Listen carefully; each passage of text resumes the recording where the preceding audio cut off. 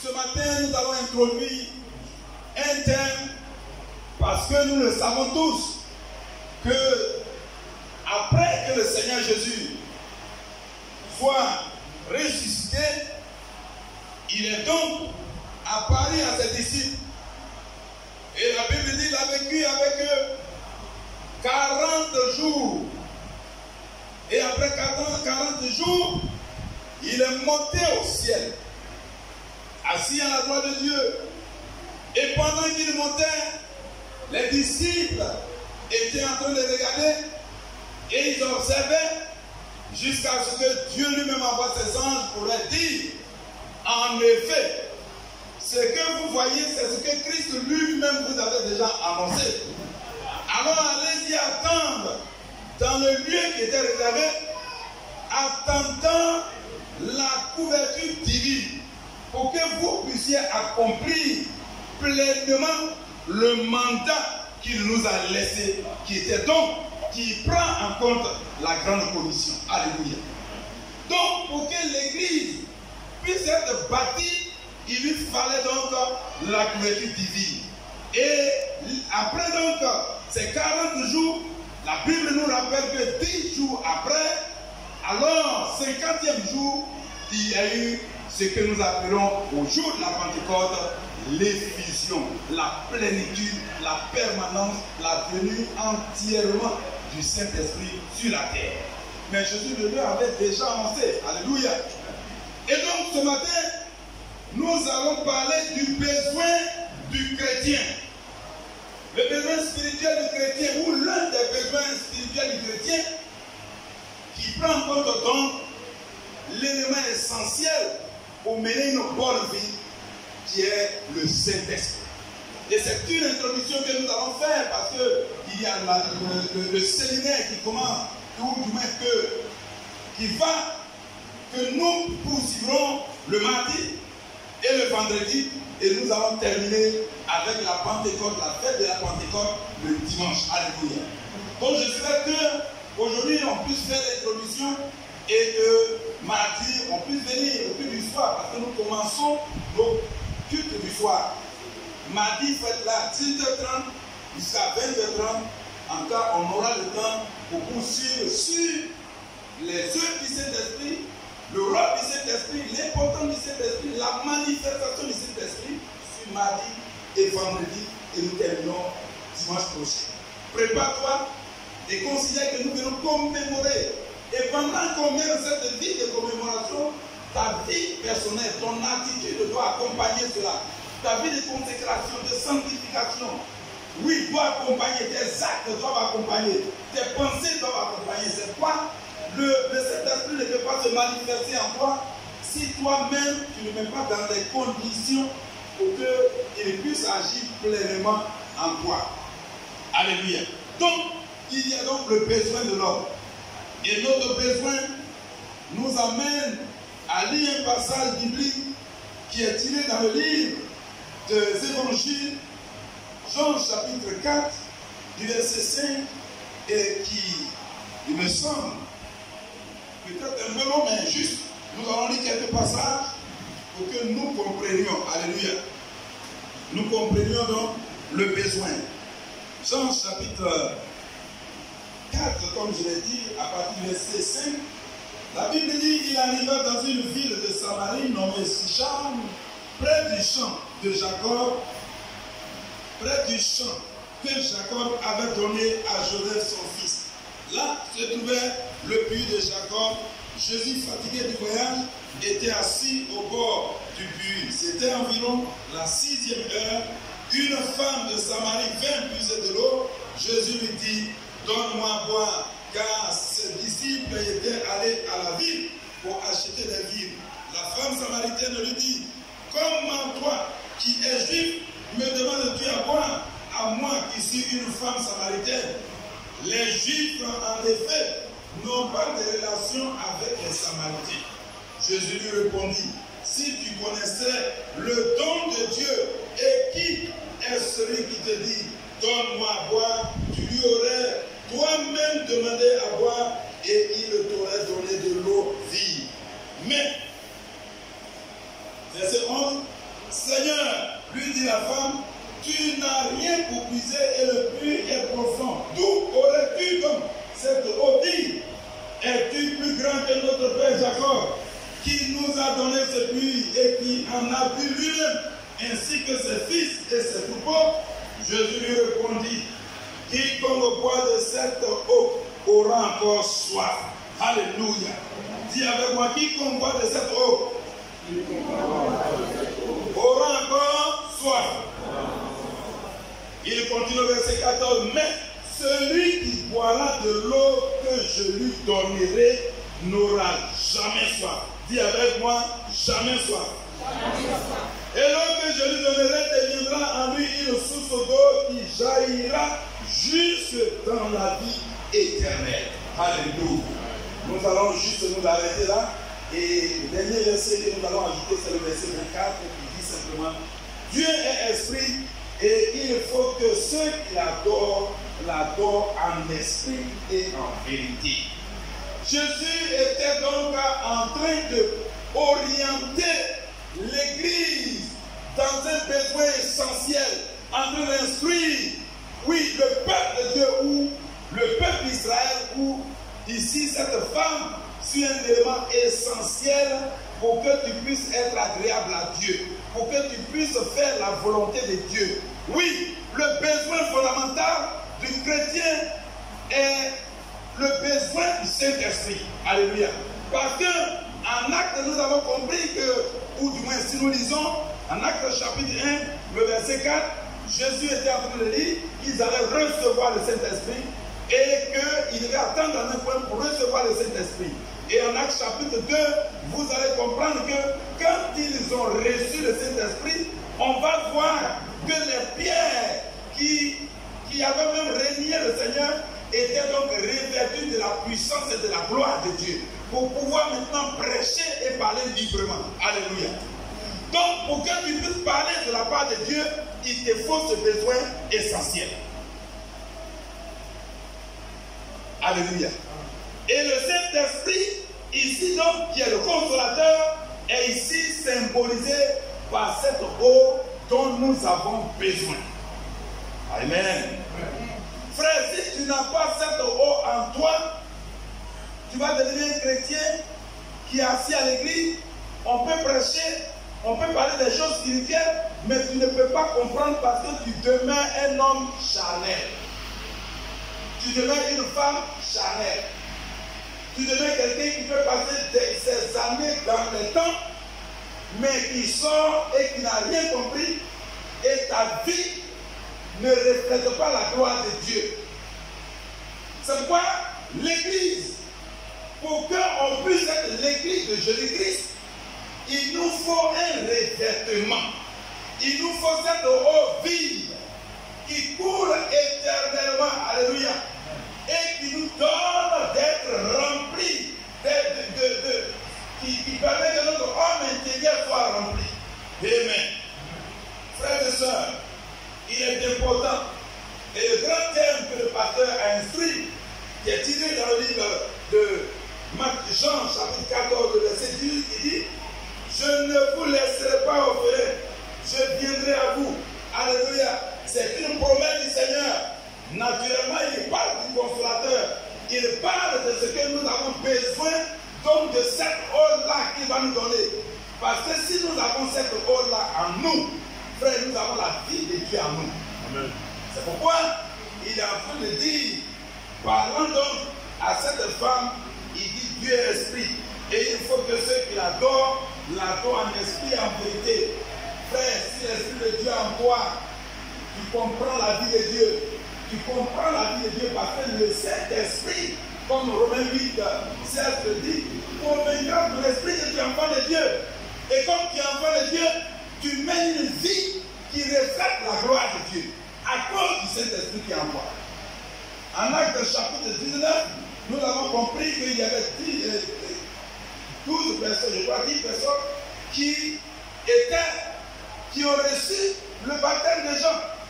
Mais ils n'ont pas reçu la plénitude du Saint-Esprit. Et ils ne pouvaient pas comprendre les choses spirituelles jusqu'à ce qu'ils fassent l'expérience des pierres qu'ils ont rencontrées et qui lui imposent les mains et qui prient pour eux pour qu'ils soient revêtus. Il fait le Saint-Esprit. Et la Bible dit, la première manifestation du Saint-Esprit, ils ont commencé à parler à nous. Oui, bien aimé, pas que c'est la seule condition de parler à l'homme, mais dans ce qu'on sait, la vie de l'Église primitive, les premiers actes de celui qui a reçu le Saint-Esprit, il se met à parler en langue. La langue des anges. Vous noterez où je rappelle juste que moi, pour la première fois que j'ai commencé à parler en langue, parce que les autres parlaient en langue et j'étais en train de me dire, mais qu'est-ce qui se passe? Je ne vais pas traiter la manifestation. Je crois que quelqu'un viendra après moi qui va traiter la manifestation. Juste, c'est un témoignage pour parler parce que je suis là pour introduire. Juste, nous sommes allés, le frère, c'est un de nos responsables de cette communauté, il est décédé. Pour ceux qui connaissent le bien-aimé frère Ephraim, il est plus ici son père, Yo, qui était un de nos doyens, un de nos anciens, qui est décédé et nous sommes allés à ses funérailles. C'est dans un village de Dawa. Mes pères m'ont dit, bon, c'est toi qui vas conduire la veillée de la nuit. C'est pendant que j'étais en train de conduire que je me trouve, je ne sais pas, bizarrement, en train de parler à l'âme. Moi-même, je ne comprends pas. Ah, je parle et puis je dis, mais attends, c'est quoi je parle comme ça? Alléluia. Les amis, c'est là-bas, en Brousse pour la première fois, haïtien, que moi je me suis mis à parler, à parler à l'âme. Dieu fait comme il veut. Alléluia. Frère, Dieu fait donc, pendant que tu es là, peut-être tu es en train de te dire, mais moi aussi je vais parler en langue. Je ne sais même pas. Peut-être que c'est dans ta chambre que tu vas commencer à parler en langue. Peut-être que c'est pendant que je vais finir ici en train de parler, tu vas te mettre à parler en langue. Mais Dieu, il enverra, les apôtres étaient rassemblés à la chambre haute. Eux là, c'était une particularité. Sur les 120, c'est quoi? C'est important de comprendre cet équipement. Ce besoin de la vie. Ils étaient 120 et parmi eux, c'était ce que Joël avait rappelé ou Joël avait donné comme information qui venait de se réaliser. Mais quand Joël prophétisait, ceux-là n'étaient pas encore nés. Alléluia. Mais c'était le besoin de l'Église. Et le besoin important, je suis au regret de vous le dire que certains ou certaines religions disent, quand le Seigneur parle donc de l'avènement du Saint-Esprit, ils disent qu'il s'agit de leur bishop. Il s'agit de la venue de leur bishop. Vous me comprenez? Mais ce bishop, il sera avec nous en train de poursuivre la mission du Seigneur. Si c'est de lui qu'il s'agit. Mais le Seigneur va définir qui est le Saint-Esprit. Il va donner l'orientation. Il va donc nous donner l'information pour ne pas que l'Église se confonde. Parce qu'ils prennent cela pour troubler l'Église, corps de Christ. Jésus a dit qu'il était en train de bâtir en Matthieu 16, 18, il dit, je bâtirai mon Église contre laquelle les portes du séjour des morts ne prévaudront point. Alléluia. Frères et sœurs, l'Église de Jésus-Christ est fondée sur la consolidation du consolateur qui est son esprit. Donc l'Église de Jésus-Christ est partie sur le sceau. Donc fondée dans son esprit. Et sans son esprit, il n'y a pas d'église. Sans l'esprit de Dieu, il n'y a donc pas d'église. Et le Seigneur, nous, avant de partir, il a annoncé en Luc chapitre 24, le verset 49. Luc 24, 49, il nous dit,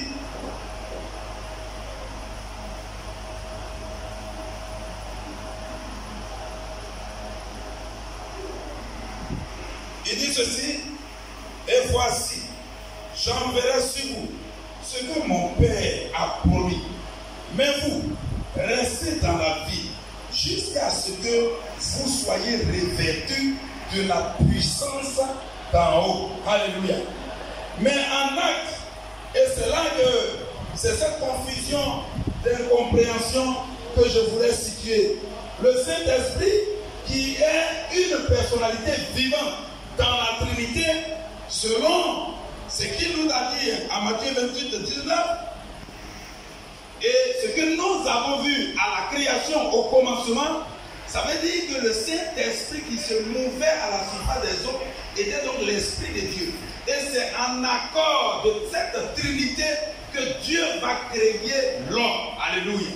C'est pourquoi, pour que l'homme soit équilibré, il faut que l'homme qui a cru en Dieu et qui a accepté Jésus-Christ comme Seigneur et Sauveur accepte d'obéir à l'Esprit de Dieu. Parce que si le Saint-Esprit n'est pas en toi, ou tu n'as pas reçu le Saint-Esprit, il te sera difficile d'être agréable à Dieu. Amen. Donc, le Saint-Esprit est une personne dans la Trinité. C'est dans cette divinité-là, la Trinité prend en compte le Père, le Fils et le Saint-Esprit.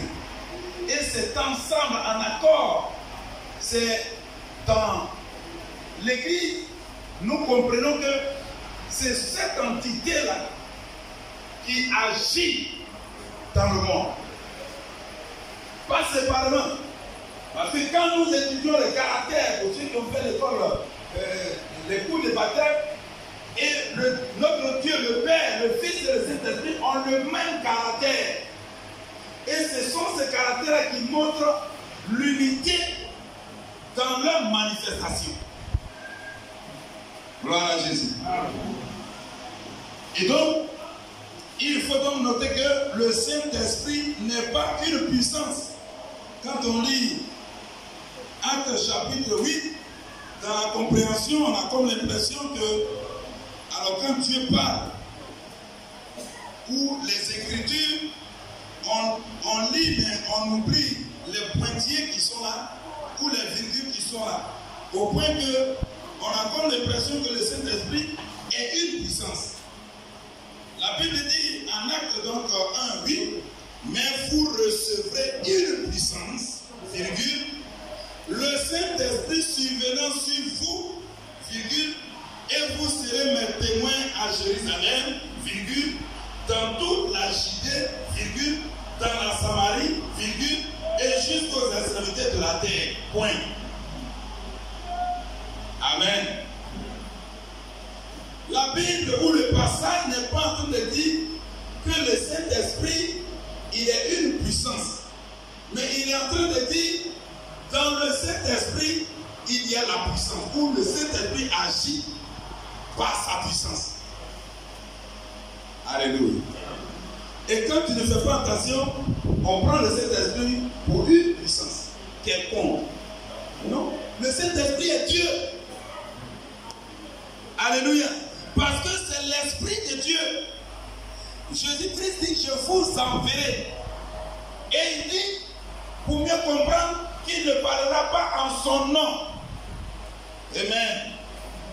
Le Saint-Esprit ne parlera pas en son nom. Le Saint-Esprit vient donc parler au nom du Christ. Et il vient à se manifester. Et c'est pourquoi il faut faire attention. Le Saint-Esprit ne donne pas une puissance, ni une influence quelconque, ou une influence vague. Il vient en tant que personne avec la puissance.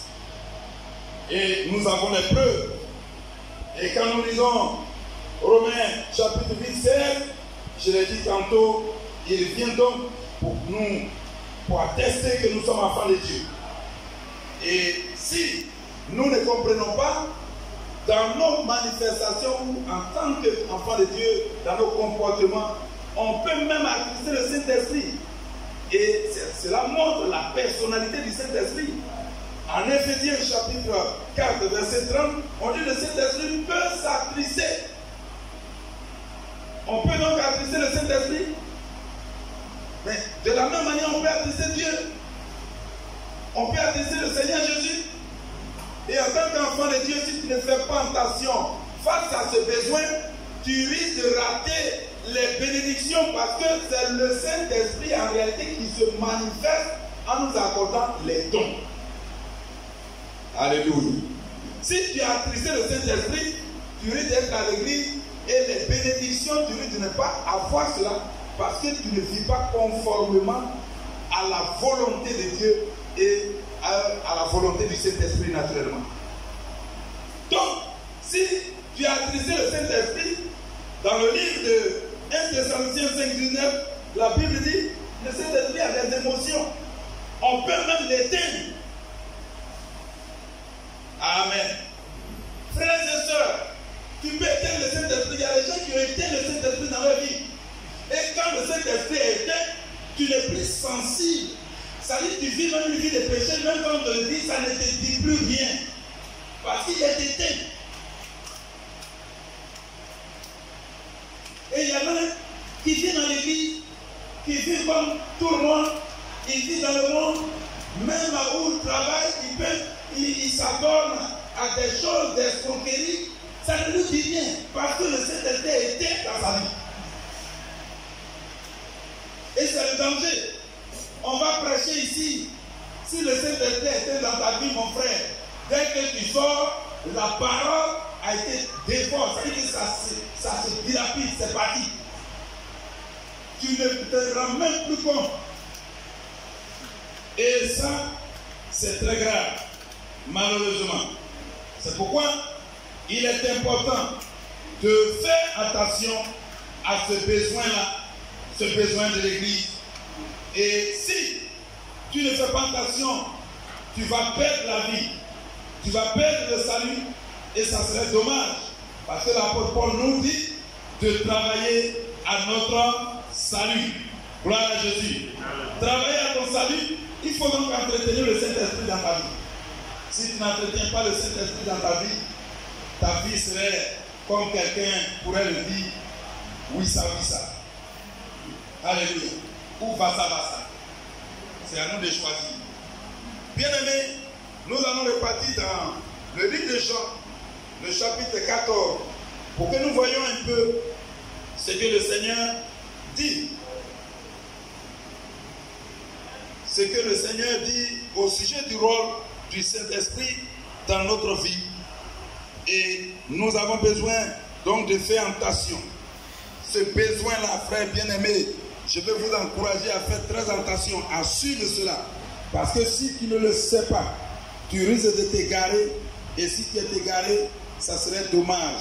Il annonce, il dit, quand il va partir à partir du verset 16, il dit, et moi, je prierai le Père, et il vous donnera un autre consolateur, afin qu'il demeure éternellement avec vous. Le but de la venue du Saint-Esprit, donc, c'est qu'il demeure avec l'Église éternellement. Alléluia. Frère, nous avons besoin du Saint-Esprit. Et quand le Saint-Esprit est à toi, c'est ce qu'il fait, c'est qu'il t'oriente. Tout à l'heure, je vous ai dit, face à ce que j'étais troublé, parce que je sentais une situation de santé, mais le Saint-Esprit m'amène naturellement à avoir une référence qui est le socle de sa parole. Celui qui dit qu'il a le Saint-Esprit, et puis c'est le conseil des gens qu'il prend, frère, ça, ce n'est pas le Saint-Esprit. C'est vrai qu'on dira, Moïse a eu le conseil de Jésus, oui. Moïse a eu le conseil de Jéthro, son beau-père, oui. Le Saint-Esprit peut t'orienter ainsi. Mais pour que tu sois consolidé, le Saint-Esprit va t'amener à sa référence qui est sa parole. Donc la parole de Christ. Et donc, pour que tu vives éternellement, la Bible nous dit au verset 17, l'esprit de vérité. Donc, comme il est lui-même l'esprit de vérité, alors qu'est-ce qu'il va faire? Cet esprit-là, le monde ne le connaît pas. Et ne peut le recevoir parce qu'il ne le voit point et ne le connaît point. Mais vous le connaîtrez car il demeure avec vous et il sera en vous. Par la suite, qu'est-ce qu'il fait? La Bible dit au verset 26, mais le consolateur, l'Esprit Saint, que le Père enverra en mon nom, vous enseignera toutes choses et vous rappellera tout ce que je vous ai dit. Donc il y a deux choses essentielles que le Saint-Esprit va faire. Pendant qu'on donne les messages ici, peut-être c'est beaucoup. Depuis l'année a commencé, on a commencé à traiter notre grand thème sur la foi en Jésus-Christ. Peut-être beaucoup de messages sont passés. On a même balancé avec ceux qui traitent nos tests sur les réseaux sociaux. Mais ce que le Saint-Esprit va faire, toi, ton besoin, le Saint-Esprit va permettre que tu puisses te rappeler des messages qui te concernent particulièrement et il va ramener cela dans ta pensée. Alléluia. Amen. Voilà le rôle. S'il vit en toi, s'il ne vit pas en toi, tu as besoin d'approcher les hommes de Dieu pour qu'on t'aide. Parce que malheureusement, ce que nous ne savons pas, c'est qu'il y a un style de vie pour être agréable à Dieu et pour que son Esprit Saint habite en toi. Je l'ai dit tantôt, il ne faut pas l'attrister. Et il faut éviter de l'éteindre. Parce que si on éteint le Saint-Esprit, les amis, on ne sait pas qu'est-ce qui peut se passer dans ta vie. Si le Saint-Esprit est éteint, tous les démons qu'on a chassés, les démons, le jour qui a accepté Jésus, les alliances, les réclamations, les représailles de tes parents, on ne sait pas comment ils vont les élire. Et la bénédiction a chassé un démon qui revient, il prend 5 autres démons, plus celui, ça fait 8. Et c'est pourquoi la vie des gens souvent n'évolue pas. Ils sont assis dans l'église et ils souffrent. Ils sont assis dans l'église et rien ne marche. Et on dit, mais là, il dit on dirait que c'est le pasteur Dieu qui n'est pas fort. Mais ce n'est pas une affaire de Dieu qui est fort. C'est une affaire de consécration de ta vie. Quand tu as accepté Jésus-Christ comme un Seigneur et Sauveur, normalement tout est accompli dans ta vie. Toutes choses sont devenues nouvelles. Jérémie ne peut pas racheter quelqu'un. Jérémie dit, voici ce que le Seigneur dit. Et dans le livre de Colossiens 2, à partir du verset 14 et 15, il nous dit que Christ a effacé l'acte dont les ordonnances nous condamnaient. Ça veut donc dire quoi? Quand tu as reçu le Saint-Esprit, le fait d'avoir confessé Jésus-Christ comme Seigneur et Sauveur, si tu fais la grâce de son esprit, tu es devenu une nouvelle créature, tu es devenu blanc, tu es affranchi. Il n'y a pas offrande à faire quelque part pour être affranchi, pour libérer. C'est ta confession à Jésus-Christ. Et quand tu as accepté, le besoin premier, il te donne le Saint-Esprit pour que ta foi soit affermie, pour que tu aies maintenant un nouveau départ. Maintenant, si les convoitises de ce siècle-là t'ont influencé, c'est ça qui peut attester le Saint-Esprit. Or, si les convoitises, la Bible dit, ce sont nos convoitises qui font naître le péché.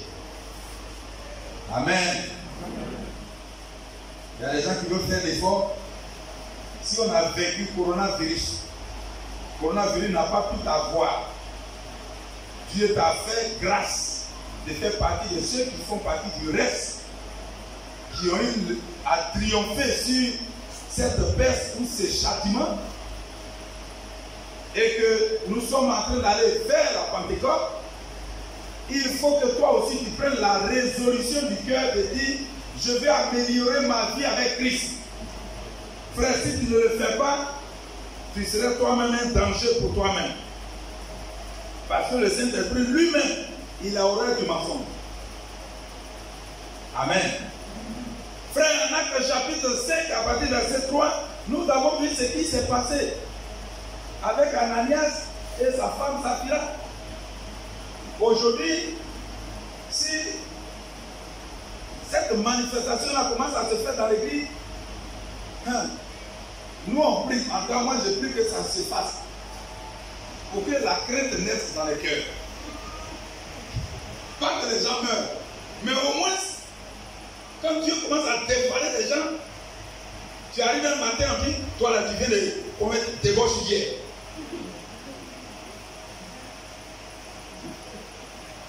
Alléluia. Qui veut que ça se passe maintenant? Donc il y en a un qui dit, pardon, il ne faut pas faire. Parce que je connais des gens qui ne veulent pas que le Saint-Esprit se manifeste à l'église. Parce qu'ils veulent continuer. Oh, la Bible dit, il nous convaincra du péché. Le Saint-Esprit, son rôle, c'est ça. C'est-à-dire qu'il met dans ton cœur que ça, c'est pas bon. Et ça, c'est la justice. Ça, la vie du frère, il y a un jugement. Il convaincra le monde de ces choses-là. Mais c'est nous qui devons présenter, nous, l'église, pour que le monde, la crainte commence à sortir les cœurs.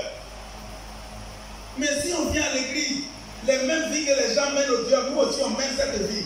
Bon, les amis, qu'est-ce qui va amener les païens à venir à l'église? Le Saint-Esprit parle en chacun de nous. Mais les cœurs sont renfermés. Les cœurs sont endurcis. Pendant qu'on dit, nous sommes dans les derniers siècles. C'est le siècle où l'église va être enlevée. Mais l'église se trouve où? C'est pourquoi nous avons besoin qu'on se rappelle du besoin des chrétiens.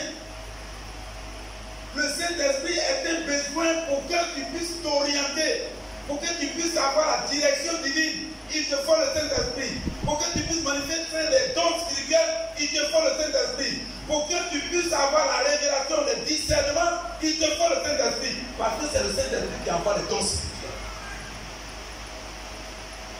Alléluia. Bien-aimés frères et sœurs, c'était juste une introduction. Je voulais encourager. Parce que le Saint-Esprit continue de parler. En acte 8 et 29, on a vu que le Saint-Esprit parle.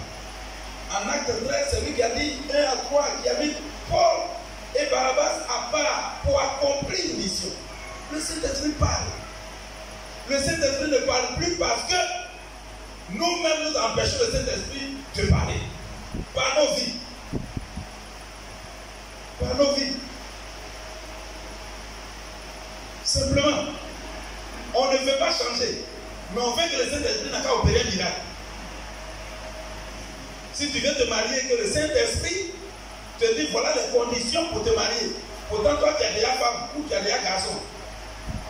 Et puis tu dis, il faut que tu fais ce que ceux qui sont mariés la font, tu fais déjà. Dieu n'a qu'à faire quoi? Le Saint-Esprit ne te donnera pas femme, il ne te donnera pas garçon. Parce que tu fais déjà ce que nous on fait.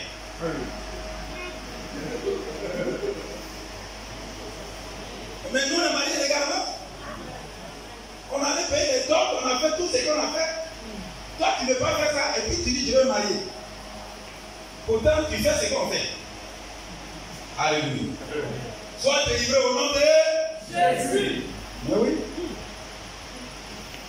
Il y en a, ils veulent travail. Ou ils veulent promotion. Mais tous les business dans le travail, là, toi, tu es dedans. Tu ne veux pas arrêter, tu dis, Dieu n'a qu'à te bénir. Tu vas avoir promotion. Et tu vas avoir des projets. Il y a des actes qu'on ne doit pas poser. Je vais vous encourager à cela. Il y a des actes que le chrétien ne doit pas poser parce que tu es en train d'empêcher la manifestation de la main de Dieu par son esprit. Je veux qu'on retienne ça. On est en train d'aller, on est en train d'avancer, on est en train de progresser. On veut aller plus loin avec le Seigneur. Mais pour que tu parviennes au programme divin du Seigneur, il te faut obéir impérativement à la volonté de l'Esprit de Dieu. Et celui qui obéit à la volonté du Seigneur, alors cela, il sera, tu vas te réjouir. Et tu vas devenir donc un agent du Seigneur, un instrument du Seigneur. Celui qui devient partenaire du Seigneur. Celui que le Seigneur va conduire. Et non pas celui qui va continuer de pécher contre le Saint-Esprit. Frères, ses sœurs, je vais vous encourager. Je vais encourager le peuple de Dieu. Nous sommes dans les derniers temps. Et les signes qui montrent la fin des temps sont déjà suffisamment autour de nous. Aujourd'hui, les gens s'opposent à ce qu'on annonce l'évangile. Dimanche passé, samedi passé, ils ont arrêté, ils ont pris les appareils d'un pasteur qui était en train de faire évangélisation. On dit nuisance sonore. Mais les gens sont devenus ennemis de la parole de Dieu. Pourtant, quand les gens ont levé les mesures barrières au niveau des maquis, mais les maquis commencent à faire tout le bruit dans le monde entier. Ça là, ça n'influence pas les personnes écrites contre eux pour dire nuisance sonore. Mais l'Église doit se réveiller pour comprendre que c'est grave. Et quand on voit ces signes, ça veut dire que moi, chrétien, je dois m'arranger pour sortir du milieu d'eux. Et je vous ai dit ici, la dernière fois je l'ai expliqué, les 5 mesures ou les 4 mesures barrières font partie du principe de Dieu pour nous purifier. Et l'Église doit comprendre cela. Dieu ne fait plus qu'on le barbare, c'est ça, il nous a mis tout ça, des museliers sur nos bouches. Il dit, vous parlez trop. Donc, le chrétien doit saisir la révélation qui est dans ça. Ah, Dieu ne veut pas qu'on parle beaucoup, c'est ça, il dit, mettez ça. Parce que ce qu'on dit là, ça sent mauvais. Notre nez, notre bouche, il met dessus quoi? Alléluia. Deuxième chose, il dit ne vous saluez pas. Vous savez que c'est les mêmes maudissent, les mêmes bénissent. C'est les mêmes, il dit ne vous saluez pas. Le fait de vous saluer tout le temps, vous transmettez non seulement des microbes, mais en même temps, quand tu vas saluer ton frère, tu le souffles. Il dit vos mains sont remplies de sang. Alors il faut les laver régulièrement. Parce qu'on n'est pas propre. Enfin, on n'est pas propre. Mais oui, c'est nous tous. Tous les églises dedans. Mais ce n'est pas parce que, c'est pas forcément à cause de l'église. Parce que son église là, a été sanctifiée. Mais c'est à cause du monde. Mais il faut que l'église comprenne la révélation de cette chose-là pour qu'il dise Dieu est en train de nous parler. Moi, en tant qu'église là, je dois donc prendre les dispositions pour que ce que je fais sortir puisse être agréable à Dieu. Parce que Jésus dit, c'est ce qui sort de nous qui saoule le monde. Vous ne savez pas que c'est les paroles que quand les hommes politiques, quand il y en a, il a dit, hein, c'est militairement célébré. Parce qu'il a parlé. Donc si la bouche est fermée, il faut parler encore. Alléluia. Donc on lave les mains pour être propre. Et puis il dit distancier. Ça c'est sortir du milieu d'eux. Il dit sortez du milieu d'eux. Il ne veut pas qu'on se soude. Il va t'asseoir et il va mentir. Il dit séparez-vous. Ne vous asseyez pas en compagnie des moqueurs. Nous sommes un. Donc Dieu veut qu'on sorte. Comprenez ça. Donc les distanciers, ne te plains pas. Pourquoi on met distancier? Dieu ne veut pas que ton frère, quand vous asseyez pour critiquer les gens, il ne veut plus ça. Si vous asseyez là, priez pour les gens. Là, Dieu est d'accord. Si c'est pour venir critiquer Dieu, vous allez voir. Alléluia. Maintenant, il est dernier, non? C'est quoi? Hein? Confinement. Ah, confinement. Ah oui, confinement, ça c'est très simple. Dieu veut qu'on ait une intimité avec lui. Hein? N'allez plus au dehors. Vous ceux qui cherchent femmes, qui commettent adultère, il dit venez dans vos maisons, ayez une intimité. Vous ne lisez jamais plus là. Confiez-vous pour lire Bible, pour rencontrer Dieu, pour que Dieu vous parle. Alléluia. Donc, c'est très simple. Et si tu es en train de faire ça, alors le besoin de l'homme est accompli parce que le Saint-Esprit va commencer donc à se manifester entièrement en toi. Et des choses, tu vas voir que les choses commencent à être faciles. Même quand tu prends un verset biblique, tu apprends, ton esprit est ouvert et tu comprends parce que tu as la révélation. Que Dieu le bénisse. Amen. Donc, grand amour s'est manifesté. On peut chanter encore ça. Parce que c'est vraiment ce que